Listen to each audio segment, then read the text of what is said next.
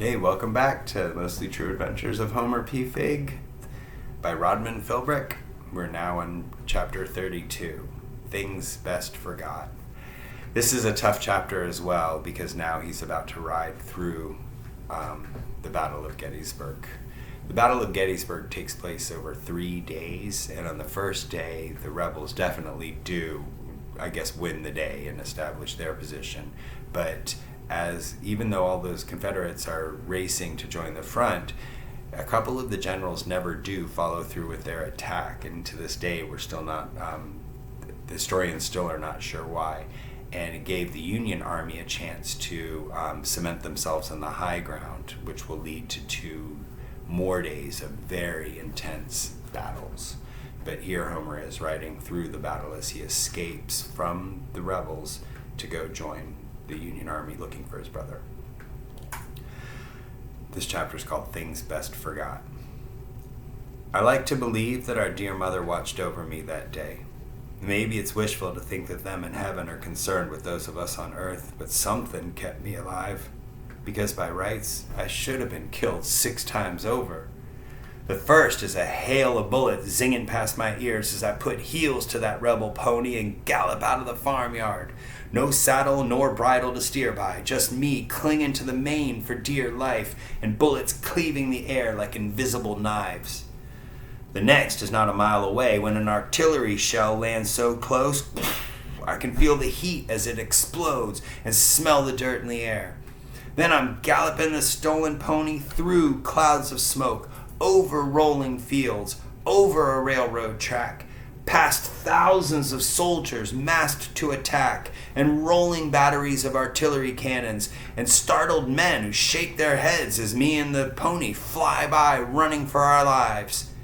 Somehow the poor animal seems to understand that I want to go through the gray Confederate lines and head for the Union blue. Or maybe it's just so spooked that it runs straight at whatever frightens it most. Time and again, shells explode, tearing up the ground, knocking down trees, and making soldiers vanish, leaving nothing behind but their boots. I cling to that pony as if in a bad dream, although it's nothing like the war in my nightmares, where I've seen Harold die 100 times. In nightmares, the noise of war is not louder than 1,000 thunderstorms, or as blinding as 1,000 bolts of lightning. In nightmares, it never smelled so bad. In nightmares, I do not hear the crying of wounded horses and think that that's worse than the crying of wounded men, because the animals do not understand what's happened to them or why they've been shot down. Men and horses are dying all around me, and yet on I ride, on and on and on, spurring the pony with my bare heels, expecting to be struck at any moment. Like the pony, fear keeps me going. That and anger at being so scared. I keep riding and riding through bullets and bombshells because I am furiously afraid to stop moving. Stopping is where the world explodes. Stopping is certain death. In that mad ride across the field, I see many things. Artillery shells skipping along the ground like rocks being skipped on a pond. A cavalry officer drawing his pistol to put down his wounded horse and then himself falling lifeless before he can pull the trigger. Men digging like dogs in the dirt to get away from the deadly hail of lead. Spent bullets spattering like hard rain on the broken ground. Trees burning like Christmas candles. Thirsty men sucking sweat from their woolen sleeves. A dead man on his knees with his hands folded as if to pray. Things too terrible to write, for fear the page will burn. Things best forgot. Later, someone told me that I must have covered 5 miles or more from the rebel-held farmhouse to the Union lines at Culp's Hill. To me, it felt longer than forever. After a while, I could not hear the fearsome thumping of the artillery or the bee buzz of the bullets or the crying of man and beast. It's as if my ears had been stuffed with thick cotton, muffling the noise of war. The only thing I can really be sure of is my own heart slamming and the beating heart of the pony as we ride on through the carnage, leaping over the dead and dying, our pace never slacking. It's as if me and the pony exist all to ourselves, inside the battle, but somehow separate. galloping on until suddenly the smoke clears away and there's a sloping hill in front of us and rows of cannons pointing their dark black barrels right at me, speaking in puffs of white smoke. And I'm shouting back at the cannons, shouting for my brother, but I can't hear my own voice. The pony rears up and I lose my hold, falling with a hard thump to the rocky ground. Can't tell if I'm seeing stars or real shells exploding. And then rough hands grab me and pull me into a trench dug in the ground below the cannon. Bearded men in blue uniforms are shouting, but I can't make out what they're saying. Finally, one of them gives me water and covers my ears with a cool, damp cloth, and slowly my hearing returns. "Well, who are you, boy? Have you lost your mind? Charging over a battlefield without so much as a sword or gun? That's madness. 4 or 5 of our best sharpshooters were trying to cut you down. I don't know how they missed." "Are you from Maine?" I asked, gulping the water. "Vermont," says the man with the water. "Pulteney, Vermont. I've never been to Maine, nor anywhere else but here." I try to explain about my brother, and that he'll be with a company of new recruits from Maine, but the Vermont man has no patience for my story. "Medicine shows? Pigs like human beings? Confederate spies? Balloon rides? You're speaking nonsense, boy. You took a bad fall and it's gone to your head." "Harold Figg," I insist. "He's not yet 18. The Vermont man shrugs.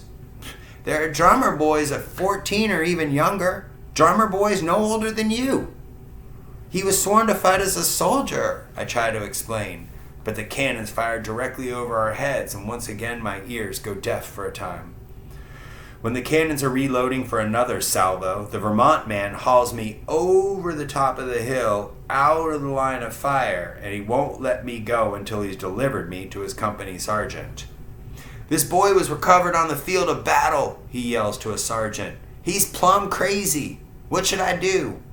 "Send him to the rear," shouts the sergeant, pointing with his sword. "All civilians to the rear. And be quick about it, Private. The Johnny Rebs are coming again, sure as Christmas. They'll mount one last assault before the sun sets." There are thousands of soldiers upon the hill and just behind it, and from the look, most have been fighting all day. The wounded are being loaded into wagons and will be carried to where the Union surgeons await. Just over the ridge, the cannons are booming, but here there are fires lit and camp stoves where coffee brews, and the men all seemed calm and tired, but also full of purpose. "They've seen the worst of war and are determined to keep fighting," the Vermont man says with great satisfaction. "We stand our ground at last." He fetches a mug of hot black coffee and bids me drink it. "Might be this'll restore your sanity," he says. "It must suffice, for I can't be babysitting a lunatic boy. I must return to my men or be before the next assault or be marked down as a deserter." "Thank you," I say. "I'm fine now. It was all the noise that made my head crooked." "Well, it'll do that," he agrees and points to the wagons. "Best thing, follow the wounded. That will get you a safe distance from the fighting. Don't know what became of your little horse. I think it may still be running." I promise to follow the wagons of wounded and find safety in the rear. But as soon as he's out of sight, I skedaddle to another group of soldiers, asking if any are from Maine. None are. They're all Pennsylvania volunteers, and some from New York, and they know nothing of the regiments from Maine or where they might be located. Before they can ask what a boy is doing on the battlefield out of uniform, I move on to the next group, looking for my brother. Fact is, they're all too busy to take much notice of me or too tired to give chase. As the sun's going down, I finally come upon some men from Maine and ask if they have any figs along. "Figs, son? Figs?" says one of the soldiers, grinning so hard his droopy mustache goes horizontal. "How about some apples or peaches, huh? Would you settle for a pear? We have a Private Charles pear from Brunswick." "Figg," I insist. "Harold Figg from Pine Swamp."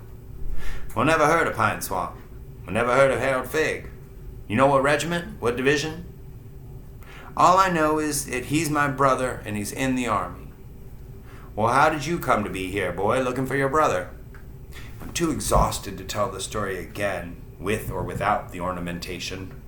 "I come by train. I tell him, to keep it simple. All the way to Gettysburg by train? Well, the last stretch by horse, I admit. The soldier studies me in the fading light. You look like you could use a meal, son. Why not join us? We're all Maine men here, though none called Figg. I must find my brother, I insist. Night falls, he warns. If you wander in the wrong direction, the pickets will shoot you. Can't find your brother if you're shot, can you? No, sir. Well, then join us for a little while, he suggests. Our cook is making soup in that big iron pot, a fine potato soup that we pretend is fish chowder. You can look for your brother tomorrow in first light. If his company's within marching distance, they'll be on the move coming our way. All companies have been summoned to Gettysburg. One way or another, he'll be in the fight. Tomorrow, son, that's when you'll find him. I figure to have a little of that fine-smelling potato soup and then move along, keep looking. I settle down by the fire, spooning the soup out of a tin pan. Tastes as good as it smells. And then another soldier gives me his ration of hardtack and shows me how to soak it in the soup, and I eat that too. Then, when I'm about ready to set out again, dark or not, the regimental band decides to play, and it seems impolite to sneak away, especially with so many familiar Maine voices raised in song. The Union forever, hurrah boys, hurrah, down with the traitors, up with the stars, while we rally round the flag, boys, rally once again, shouting the battle cry of freedom. Later on, as my eyelids grow heavy, a young soldier with a fine high tenor sings Just Before the Battle, Mother, a sad song about a boy telling his dear mother not to worry, and that's what carries me off to sleep, dreaming of mothers and brothers and sons. Chapter 33. M is for mutineer. Just before dawn, I'm awakened by a tall, skinny soldier who finds me sleeping near the smoldering campfire. Is it really you? He asks, prodding my shoulder. Is it really Homer Figg? They said a boy named Figg. At first, I do not recognize him. So changed is he. Any predictions? Yes. It's me, Webster B. Willow, he says, formerly a clergyman, formerly acting on behalf of your guardian, Mr. Brewster. Formerly means I used to. It's me, Webster B. Willow, he says, formerly a clergyman, formerly acting on behalf of your guardian, Mr. Brewster, formerly robbed and abandoned by the beautiful Kate Nibley and her so-called brother. Now enlisted for my sins as Private Willow of the 5th Maine, and come to beg for your forgiveness in case I am killed in the fighting. He removes his forage cap and looks at the ground as if ashamed to meet my eyes. It was I who was robbed and abandoned, I remind him, sitting up. He nods miserably. You tried to warn me, but I was a fool. Still am a fool, no doubt. Mr. Brewster trusted me to look after you, and I failed to do so. How long were you married? He shudders. A few hours. Long enough to know I had been duped. Frank and Kate vanished as soon as we departed the ship. I searched for them on Park Avenue, presented myself at the Nibley mansion like a fool, still hoping we had been separated by accident, and was told enough to glean the truth. Their real name, whatever it is, cannot be Nibley. Well, how did you find me? I asked, still a little groggy from sleep. Someone mentioned a boy named Figg searching for his brother. To be truthful, I debated most of the night whether or not I should make myself known to you. I still ain't found Harold. Private Willow shifts uncomfortably and clears his skinny throat. That's the other thing I have to tell you. After I was mustered in New York, joining this regiment, I briefly met another new recruit named Harold Figg. We were on the same troop train for part of a journey. He looks a lot like you, but larger, of course. I recognized him at a glance. You met my brother? Where is he? Did you say I was coming to get him? Private Willow shakes his head in misery. I failed to confess to him my association with you, out of shame and despair. Well, I don't care about that, I say, leaping to my feet. Where's Harold? Private Willow finally looks me in the eye. He is with Colonel Chamberlain's men, the 20th Maine. They are marching from Hanover and should be here in a few hours' time. It takes a moment for me to understand what he's saying.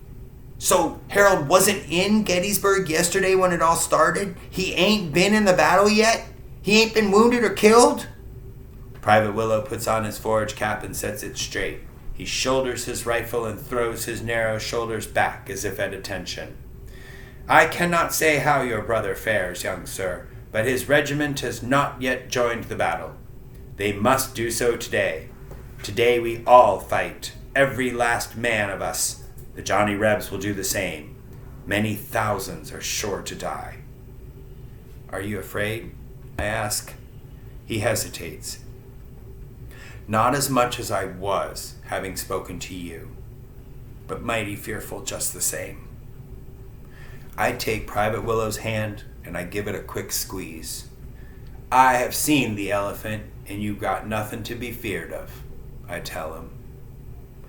That's a lie, but I owed him one, and hopeful lies don't count as bad. Thanks to Private Willow, when the 20th Maine Infantry Regiment comes marching into Gettysburg, I am there at the Hanover Road waiting to greet them. They come along at a brisk march, 350 men with a drum and a fife keeping time as they kick up the dust. They've been on the road for hours and they look tired but determined. Some raise cheers, anxious to join the fight. Searching for my brother's face among them, I'm thinking all of my adventures have been worth it because I got here in time to stop Harold dying in battle. Surely he'll be amazed to see me and want to know how his little brother beat him to the war. Harold, I cry. Harold Figg! There's a fearsome-looking sergeant carrying the regiment flag, holding it high and proud. He tries to ignore me, but after the men are told to be at ease, he plants the flag in the ground and crosses his big arms and gives me a stern look. What do you want, boy? Don't you know this is a war? Go on home to your mother. I want to see my brother, Harold Figg, I insist. He started out as a private, but it's certain that he's been promoted by now. The sergeant gets a look on his face like he's swallowed a bad egg. He spits prodigiously and snarls. Harold Figg? Bah! Yeah, he's been promoted, all right.